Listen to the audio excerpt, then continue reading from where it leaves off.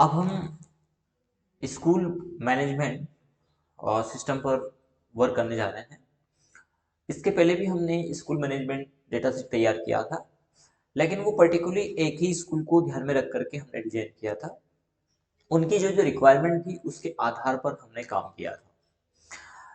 अब जो अभी तक हमने किया उसमें इंस्टीट्यूट मैनेजमेंट था, जिसकी फील्ड जिनकी रिक्वायरमेंट कहीं ना कहीं अक्सरतः सीमित होती, कम होती है। हॉस्पिटल मैनेजमेंट पर हमने काम किया, जिनकी जो जो रिक्वायरमेंट थी वो हमने उसमें बखूबी पूरा किया। यदि किसी अन्य इंस्टीट्यूट हॉस्पिटल को एक्स्ट्रा कोई रिक्वायरमेंट है तो उस पर भी बखूबी उसी में हम एडिट करके मॉडिफाई करके और उसको दे सकते हैं। लेकिन एक बड़ा पैरामीटर है स्कूल मैनेजमेंट का। तो एक्सेल में कैसे एक वेल स्कूल मैनेजमेंट तैयार करें, तो उस पर अब हमारी सभी आगे की क्लासेस रहेगी। और खास तौर पर स्कूल को जिन जिन डेटा सीट की या जिस प्रकार की मैकेनिज्म की आवश्यकता है उसको हम बखूबी पूरा करेंगे, जिसमें बस मैनेजमेंट भी आ जाए, बस का पूरा वाउचर, सॉरी वाउचर ना बोल के एंट्रीज करें वो आ जाए, हर बच्चे का रिकॉर्ड उसमें मैनेज हो वो आ जाए, तो उस पर भी काम करेंगे।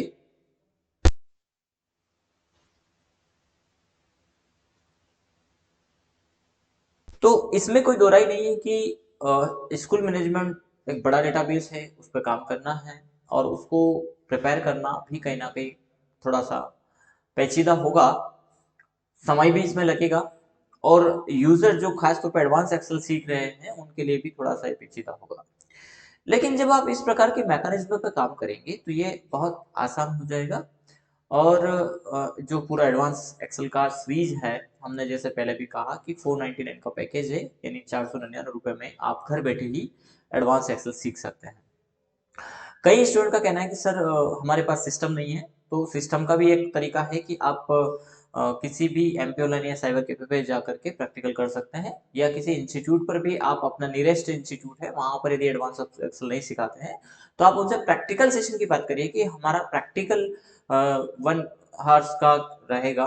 तो 1 घंटे का प्रैक्टिकल का आप क्या पेमेंट लेंगे, जो भी वो पेमेंट लेते हैं बहुत नॉमिनल मान के चलता हूँ, पर डे 10 या 20 रुपए का जो भी खर्चा है मान के चलिए, उसमें आप एडवांस एक्सेल सीख सकते हैं। हमने जो फीस रखी वो बहुत ही नॉमिनल फीस है, 499 रुपये कोई बड़ी चीज नहीं होती। यदि आप उससे एक अच्छी वेल जॉब प्राप्त कर सकते हैं तो आपको देना चाहिए बखूबी। और यदि ऐसे स्टूडेंट हैं कि सर हम तो ये भी नहीं दे सकते हैं, तो जो आपकी इच्छा हो वो आप दे दीजिए। मेन यहाँ पर फीस मायने नहीं रखा था, मेन मायने रखा था आपकी स्किल। यदि आप अच्छा स्किल कवर कर पाते हैं हमारे द्वारा, तो एक नए समाज के लिए, एक नए भारत के लिए हम अपना एक योगदान हम देंगे। उसी बेसिस पर एक अच्छी एजुकेशन के लिए हम प्रयासरत हैं कि आप तक एक अच्छा एजुकेशन पहुंचे, ताकि आप अपने आने वाले भविष्य को अच्छा कर पाए, उज्जवल कर पाए। कहीं ना कहीं सभी का अपना भविष्य है ही, लेकिन जब हम इस प्रकार के मैकेनिज्म पे काम करते हैं तो बहुत आसानी से हमारे काम हो जाते हैं, और हमारी डिमांड कहीं ना कहीं समाज को, हर व्यक्ति को लगती है, और वो मल्टी टैलेंटेड के आधार पर काम करने का मैकेनिज्म हमारे पास होना भी चाहिए। चलिए, तो आज से हम एक्सेल, इंस्टीट्यूट मैनेजमेंट के एक्सेल पर हम काम करते हैं। एक्सेल के अंतर्गत इंस्टीट्यूट स्कूल मैनेजमेंट पर हम काम करते हैं। तो इसमें कई समस्याएं हैं, उन समस्याओं को देख करके हमें स्कूल की रिक्वायरमेंट पर को फुलफिल करना है, कंप्लीट करना है, उस पर हमें काम करना है। तो सबसे पहले तो हमारा एक डेटा सीट रहेगा जिसका नाम हम रखेंगे होम पेज। तो इसमें भी हम इस सीट को ले लेते हैं, और इस सीट का पहले से थोड़ा सा फॉर्मेटिंग हम कर देते हैं सिलेक्ट करके। और यहाँ पर हमने कोई भी कलर ले लेना है और इस सीट का हम नाम दे देते हैं, राइट क्लिक कर रिनेम पे जाएंगे और इसका नाम देते हैं होम। ये हमारी होम सीट है, और इस होम सीट पर हम बाकी की चीजें इंक्लूड करेंगे, जैसे स्कूल का नेम आदि चीजें। ठीक है, तो यहाँ हम स्कूल नेम के लिए जगह सिलेक्ट कर लेते हैं, सिलेक्ट करके और इसका कोई भी एक डिफरेंट कलर हम यहाँ पे दे देते हैं। बाकी यहाँ पर हमारी जो जो क्लासेस रहेगी उनका लिंक हम यहाँ पर जनरेट कर देंगे। तो इसके लिए हमने इसको सिलेक्ट किया है, चयन किया है इसका, और इसका भी हम कोई कलर यहाँ पर डाल देते हैं, डिफरेंट कलर डाल देते हैं थोड़ा। ये हमने कर दिया है। इसको हम थोड़ा सा, क्योंकि कलर फॉर्मेटिंग एक पैरामीटर है जो कहीं ना कहीं अच्छा होना चाहिए। चलिए, तो थोड़ा डार्क कलर हम इसको कर देते हैं। साथ ही साथ यहाँ पर आउटसाइड बॉर्डर भी हम इसको कर देंगे ताकि ये ठीक ठाक दिखाई दे। ये हमने ले लिया है यहाँ पर। अब हम सेकंड सीट यहाँ पर इंसर्ट कर लेते हैं, और इस सेकंड सीट को हम डिजाइन करेंगे बखूबी कहीं ना कहीं स्कूल की अ, उन फील्ड के आधार पर जिसको उनकी एक आवश्यकता है कि वो क्या क्या रखना चाहते हैं। किसी स्कूल का मैकेनिज्म होता है जो फील्ड है वो सीमित होती है, किसी स्कूल में फील्ड हमारी एक्स्ट्रा हो सकती है। तो सबसे पहले हम निर्धारित जो फील्ड है उनका निर्धारण कर देंगे यहाँ पर। तो इस सीट को हम कह सकते हैं मॉडिफाई सीट। जो भी उनके फील्ड है वो यहाँ पर वो रखें, और हम उनको ट्रेनिंग भी एक बार प्रोवाइड करवाएंगे। तो यहाँ पर इस सीट का नाम ही हमने रख दिया है फील्ड। जो जो भी फील्ड हमारी होंगे,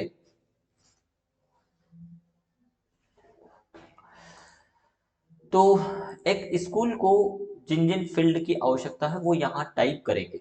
अब वो किस प्रकार की होगी, कैसी होगी, वो सब स्कूल के ऊपर ही हम छोड़ देते हैं कि आप अपने स्तर से यहाँ पर अपनी फील्ड रख दीजिए। जो जो भी फील्ड उनकी होगी, जैसे वो क्या चाहते हैं, क्या पैरामीटर चाहते हैं, वो यहाँ पर निर्धारित करें। फील्ड नेम,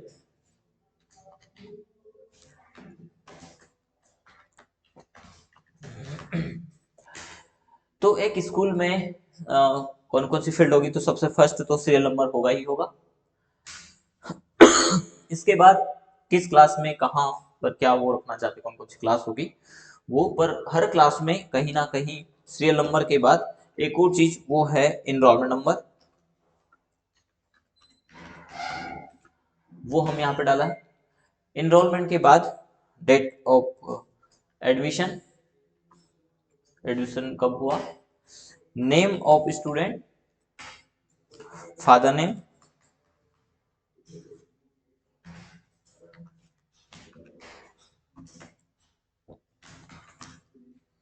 मदर नेम,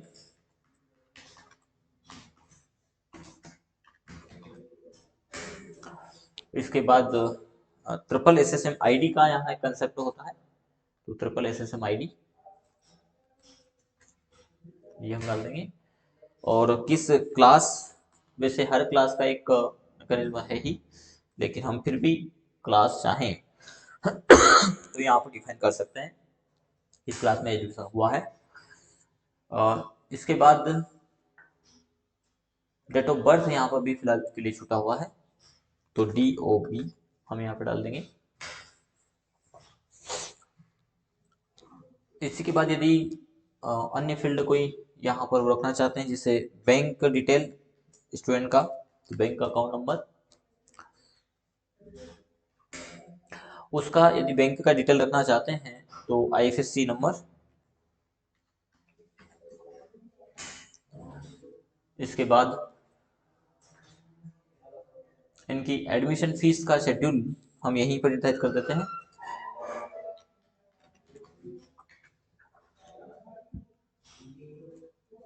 हालांकि एडमिशन फील्ड है हमारी, तो इसको हम एक्स्ट्रा कहीं और पे भी रख सकते हैं।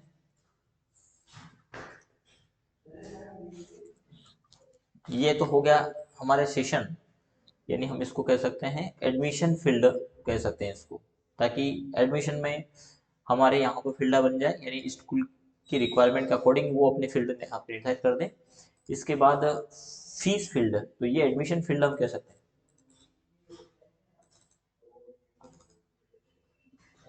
इसको हम नाम देते हैं एडमिशन फील्ड। यहाँ पे स्कूल निर्धारित करेंगे, इसको हम प्रोटेक्ट कर देंगे ताकि इस फील्ड को, यानी यहाँ करेक्शन संभव है, यहाँ पर करेक्शन संभव नहीं होगा, तो वो हम यहाँ पर दे देंगे।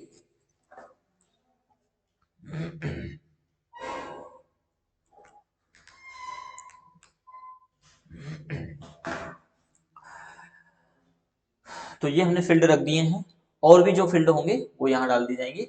इसके बाद आता है फीस के जो फील्ड होंगे हमारे, फीस फील्ड।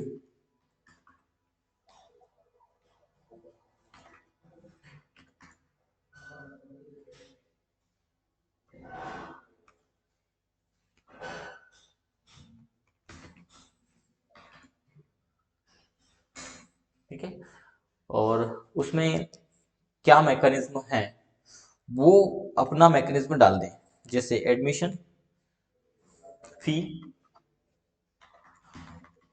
यानी ये स्कूल को अपने यहाँ पर अ, जो है कि अप्लाई जो किए गए हैं, जो मैकेनिज्म है, किस क्रियाविधि से फीस लेते हैं, वो फील्ड यहाँ पर डालना है। ठीक है, तो जैसे एडमिशन फीस वो लेते हैं, यदि किसी स्कूल में मंथली फीस का ऑप्शन है तो वो मंथ यहाँ पर डाल दे। एडमिशन फीस के बाद यदि मंथ है तो मंथ डाल दे, और यदि इंस्टॉलमेंट है तो इंस्टॉलमेंट कौन सा है, जैसे हमने कहा इंस्टॉलमेंट फर्स्ट, इंस्टॉलमेंट सेकेंड, वो डाल दे। यदि मंथ है तो किस मंथ की फीस है वो यहाँ पर डाल देंगे। इसके अलावा भी एक्टिविटीज फीस है, कंप्यूटर फीस है, तो वो यहाँ पर डाल दे। कंप्यूटर फी, एक्टिविटी फीस, स्पोर्ट्स जिसको गेम्स कह सकते हैं,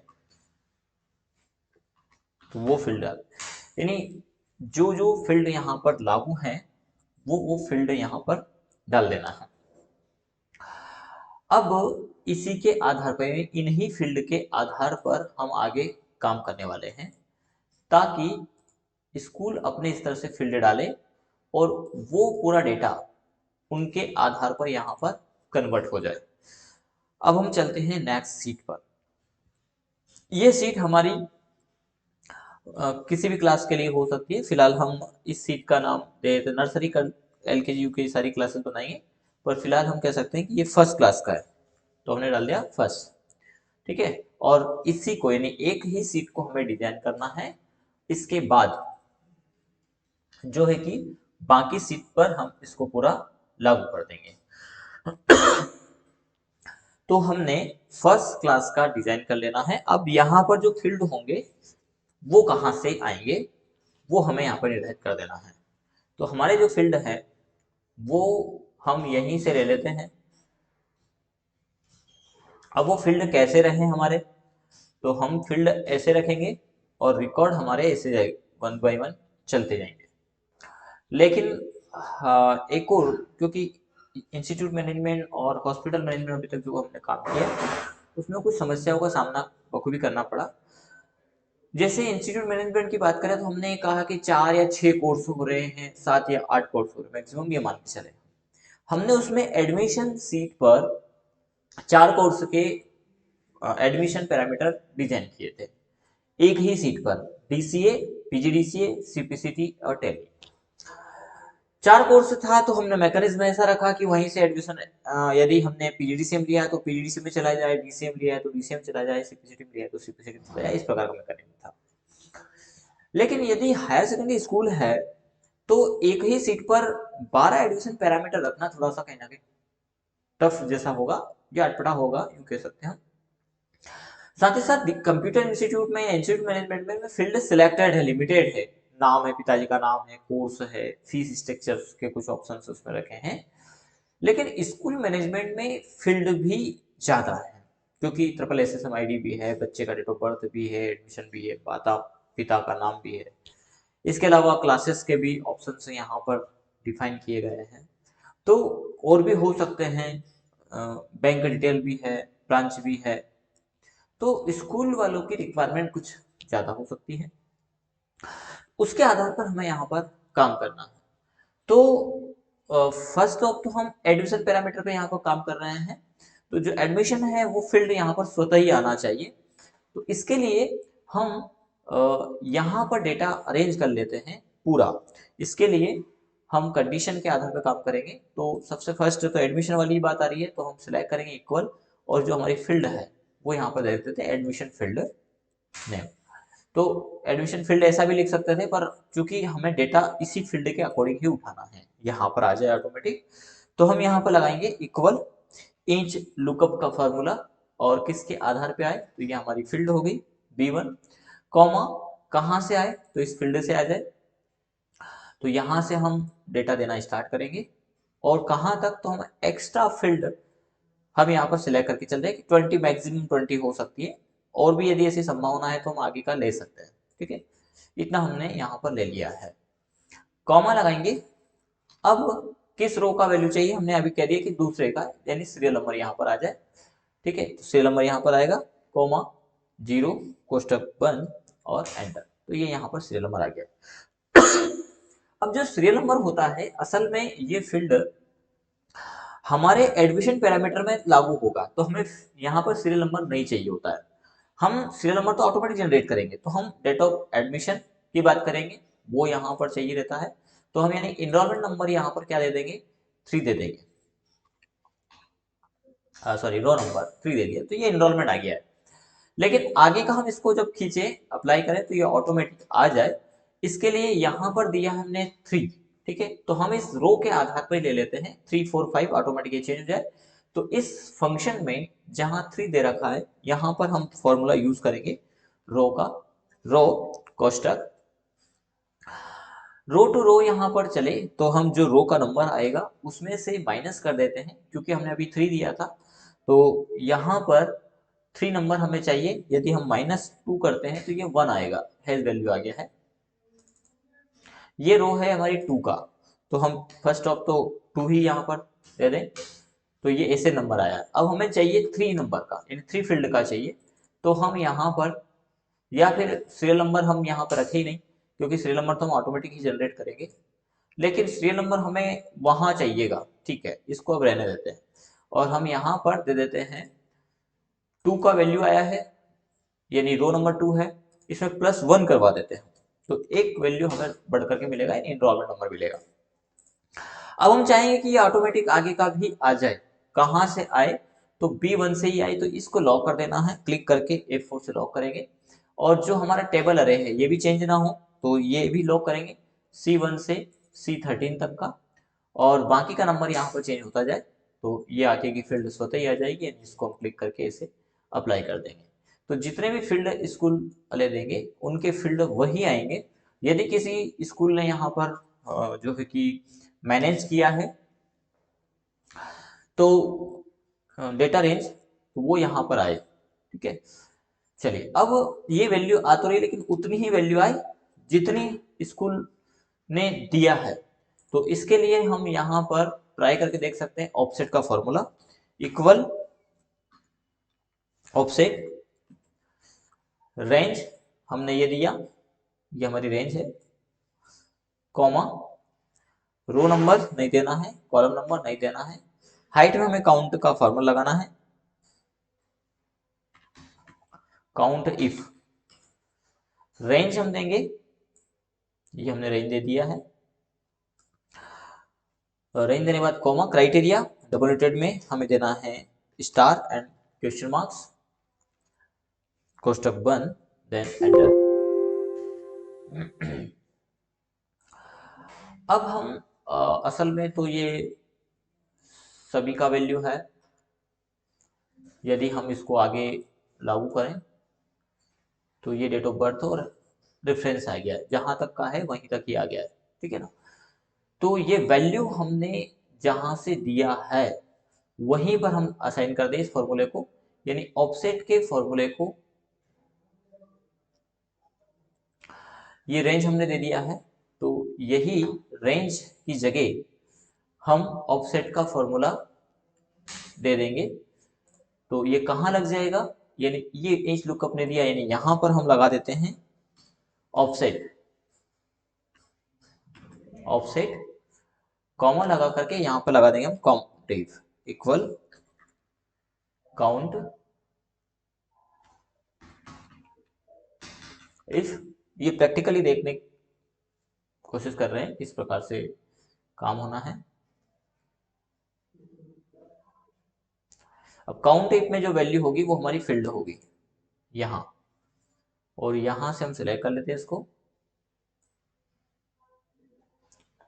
जहां तक हमारी रेंज है, कॉमा, डबल नोटेड, स्टार और क्वेश्चन मार्क्स, कोष्टक डबल नोटेड बंद, कोष्टक बंद, एंड यहाँ एरर आ गया है।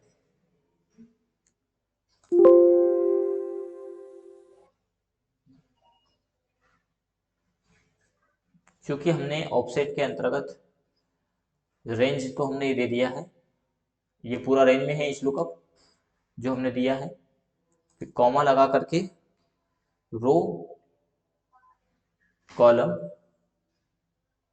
और फिर हाइट।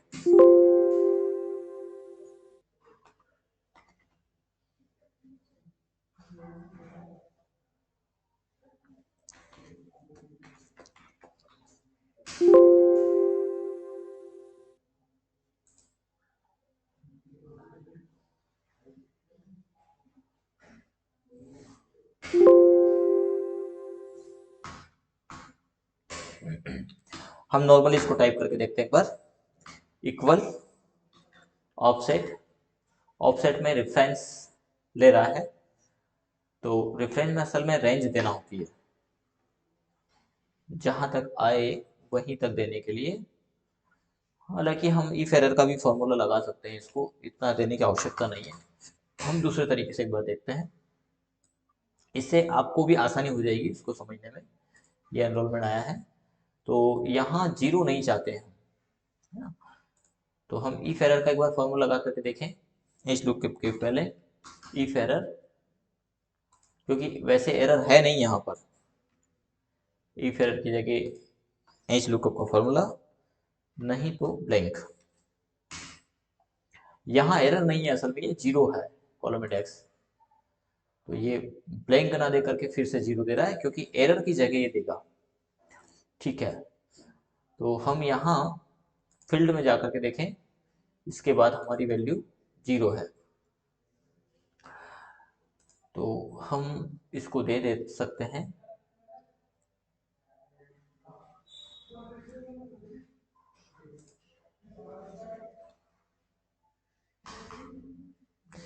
इफ एरर की जगह हम इफ ब्लैंक दे सकते हैं। ये भी हमारे पास एक फॉर्मूला होता है जिसका यूज अभी तक नहीं किया, इफ ब्लैंक,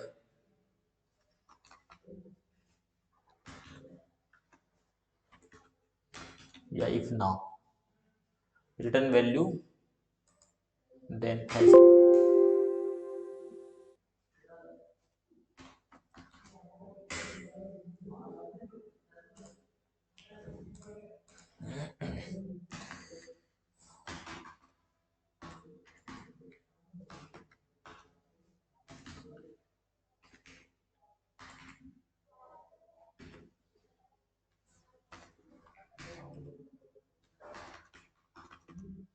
इफ ना करके भी है, वैल्यू, वैल्यू इफ ना नहीं हो तो क्या है, देखते हैं असाइन करके, तो हम इसको ऑफसेट से भी लगा पाएंगे।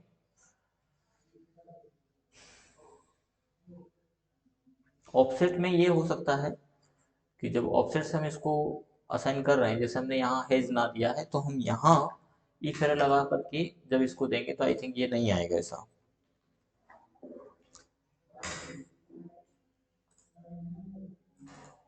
यहाँ तो हट गया है, यानी यहाँ जहाँ है वही आएगा, तो हम इसको कहीं और से ले सकते हैं और ऑफसेट से हम ला सकते हैं, ये भी हम कर सकते थे, ऐसा भी कर सकते हैं हम, अलग अलग तरीके में, क्योंकि मैकेनिज्म हमें देखना है। हम यदि यहीं पर डायरेक्टली ऑफसेट लगाए तो क्या होता है, वो एक बार देख लेते हैं हम। इक्वल ऑफसेट रेफरेंस, तो रेफरेंस हमारा इस फील्ड का है, तो हम यहीं से फील्ड रेफरेंस दे देते हैं। सीरियल नंबर नहीं चाहिए तो हम उसको हटा देंगे। इनरोलमेंट से हमने सेलेक्ट किया है और आगे तक की कहाँ तक की फील्ड आए, तो हमने 25 रो को सिलेक्ट कर लेना, इतनी फील्ड मैक्सिमम होगी, या इसमें तो ज़्यादा भी आप सिलेक्ट कर सकते हैं। ये हमने दिया है, कॉमा, रो वैल्यू नहीं है, कॉमन वैल्यू नहीं है, इसके बाद हम लगा देते हैं काउंट, काउंट इफ ने असाइन किया, और काउंट इफ में हमारी वैल्यू यहीं से होगी आगे तक का। अब इसमें दोनों का फील्ड बराबर कर देना है, C32 ही करना है हमें, C32 कॉमा क्राइटेरिया। तो हम काउंट इफ में फॉर्मूला हमने पहले भी देखा था कि यदि वैल्यू हो तो वो आए, यानी स्टार और क्वेश्चन मार्क लगा देना है हमें टेक्स्ट के लिए। तो स्टार क्वेश्चन मार्क्स डॉटेड बंद कोष्ठक बंद,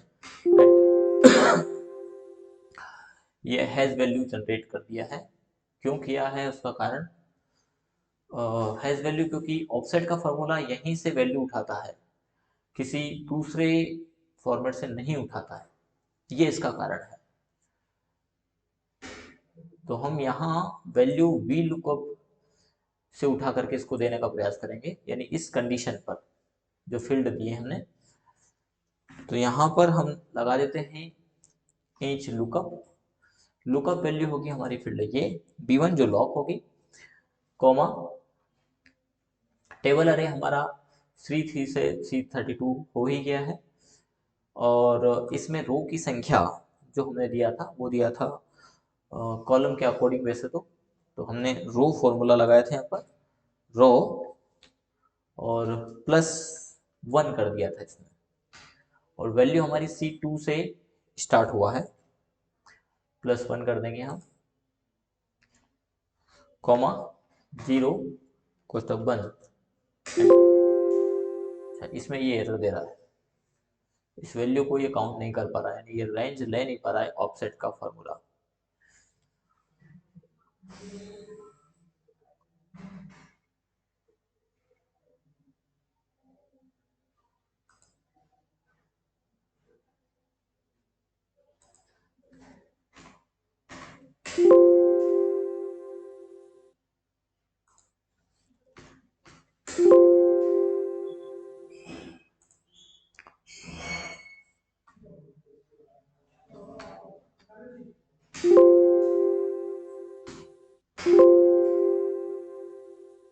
चलिए दूसरा कोई मैकेनिज्म देखते हैं। सॉरी, यहाँ पर हम यूज कर सकते हैं एच लुकअप फर्स्ट ऑफ, चूंकि वैल्यू है हमारी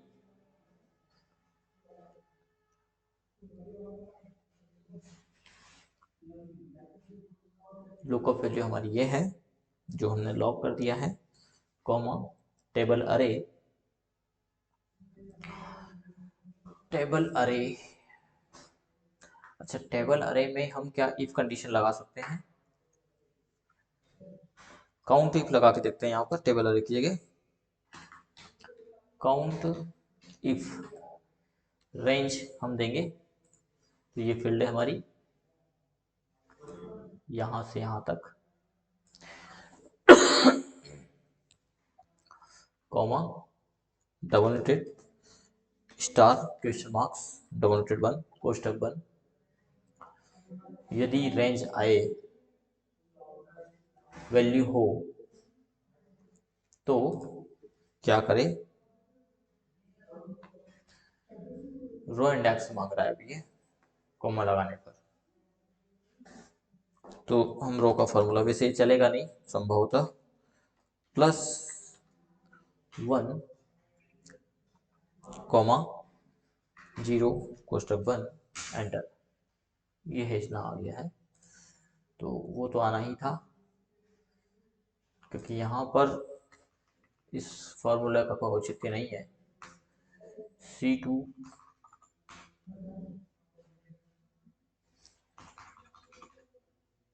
हमें रेंज वही देनी पड़ेगी,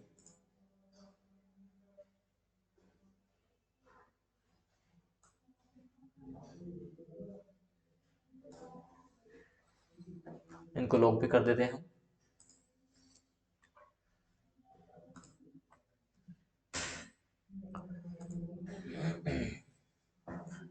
B1 और डेटा रेंज हमारी कहाँ से है फील्ड, हमने शायद 2 दे दिया है, 1 से है तो 1 ही हम देंगे।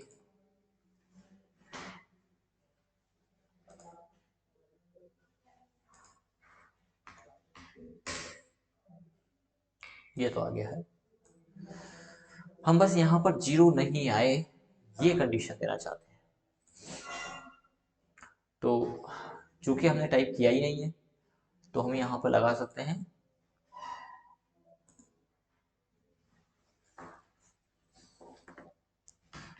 इफ ना वैल्यू हो तो वैल्यू है, नहीं तो ब्लैंक आई। ये हमने बात कही थी। देखते हैं इस फॉर्मूले में कितनी सत्यता है। तो भी 0 ये लौटा रहा है, जबकि ये 0 नहीं आना चाहिए, एकदम ब्लैंक आना चाहिए। हम स्पेस दे करके देखते हैं इसमें, क्योंकि स्पेस एक अननोन कैरेक्टर होता है।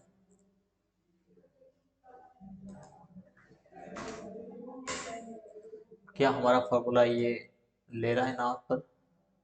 नहीं। चलिए फिलहाल ये यदि खाली भी रहता है, 0 भी रहता है, तो इससे कोई दिक्कत नहीं है। इफ एरर में एरर आता है तब यहाँ इश्यू है। फिलहाल के लिए ये सपोर्ट नहीं कर रहा है, कोई बात नहीं। इसको हम आगे फॉर्मूले से हटा देंगे और भी हमारे पास ऑप्शंस हैं, उनमें किसी ऑप्शन का यूज हम करेंगे, देखेंगे, समझेंगे। ये इसलिए चाहते थे क्योंकि इसके बाद यानी ये थोड़ा 0 अच्छा नहीं लग रहा है, इसलिए हम ऐसा चाहते हैं कि जहां तक वैल्यू वहीं तक आए, अदरवाइज छोड़ दे। तो हमने इतने फील्ड यहाँ पर दे दिए हैं और ये फील्ड हमारे होंगे हर क्लास के एडमिशन सेशंस। ठीक है, तो यहाँ पर एडमिशन होगा हर स्टूडेंट का। जितने हमारी फील्ड, मैक्सिमम फील्ड हमने सिलेक्ट कर ली है, 20 फील्ड तक का मैक्सिमम डेटा होता है। और यदि इससे ज़्यादा किसी स्कूल की फील्ड है तो हम कहेंगे कि आप इग्नोर करिए बाकी फील्डों को, इतने में आपका काम हो जाएगा, तो उतना ही लें।